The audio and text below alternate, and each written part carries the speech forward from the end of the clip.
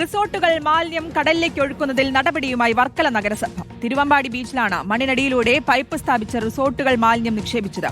പൈപ്പുകൾ നഗരസഭ നീക്കം ചെയ്തിട്ടുണ്ട്. സ്വാന്തന സാജു നൽകും വിശദാംശങ്ങൾ. സ്വാന്തന, ഈ നടപടിയിലേക്ക് വർക്കല നഗരസഭ കടന്നിട്ടുണ്ട്. എന്തൊക്കെയാണ് നടപടി?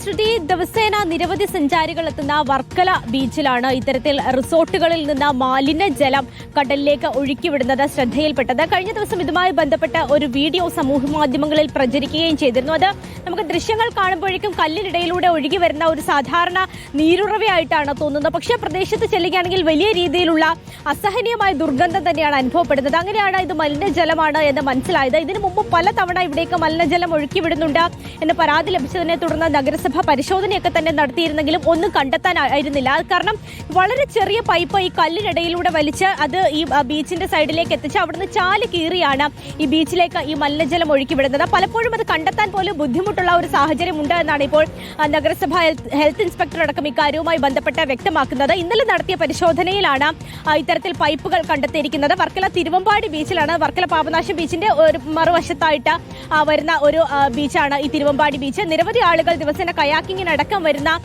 ഒരു സ്ഥലം കൂടിയാണിത്. അവിടെയാണ് ഇപ്പോൾ ഇത്തരത്തിൽ ഒരു നടപടിയിലേക്ക് ഇത്തരത്തിൽ നഗരസഭ കടന്നിരിക്കുന്നത്. ഇപ്പോൾ ആ പൈപ്പുകളെല്ലാം തന്നെ എടുത്ത് മാറ്റിയിട്ടുണ്ട്. വളരെ കുറച്ച് പൈപ്പുകൾ മാത്രമാണ് നിലവിൽ കണ്ടെത്താൻ സാധിച്ചിരിക്കുന്നത് എന്നുള്ള കാര്യമാണ് നഗരസഭ അറിയിച്ചിരിക്കുന്നത്. അത് മാത്രമല്ല, അവിടെ നിരവധി റിസോർട്ടുകൾ ഈ പ്രദേശം കേന്ദ്രീകരിച്ച് പ്രവർത്തിക്കുന്നുണ്ട്. അതുകൊണ്ട് തന്നെ ആ റിസോർട്ടുകളിൽ നിന്നൊക്കെ തന്നെയും ഇത്തരത്തിൽ മലിനജലം ഒഴുക്കി വിടുന്നുണ്ടോ എന്നുള്ളൊരു സംശയം കൂടി ഇപ്പോൾ നഗരസഭ പ്രകടിപ്പിക്കുന്നുണ്ട്. അതുകൊണ്ട് വരും ദിവസങ്ങളിൽ ഇതുമായി ബന്ധപ്പെട്ട കൂടുതൽ പരിശോധനയിലേക്ക് കടക്കാൻ തന്നെയാണ് ശ്രുതി തീരുമാനിച്ചിരിക്കുന്നത്. ഹിറ്റാച്ചി അടക്കം കൊണ്ടുവന്ന ആ പ്രദേശത്ത് ഒരു കുഴിയൊക്കെ എടുത്ത് നോക്കാനാണ് തീരുമാനിച്ചിരിക്കുന്നത്. കാരണം അതിനടിയിൽ വലിയ രീതിയിലുള്ള മലിനജല ടാങ്കുകളും അതുപോലെ തന്നെ വ്യക്തമാണ്. സ്വാന്തന സാജു ആണ് വിശദാംശങ്ങൾ നൽകിയത്.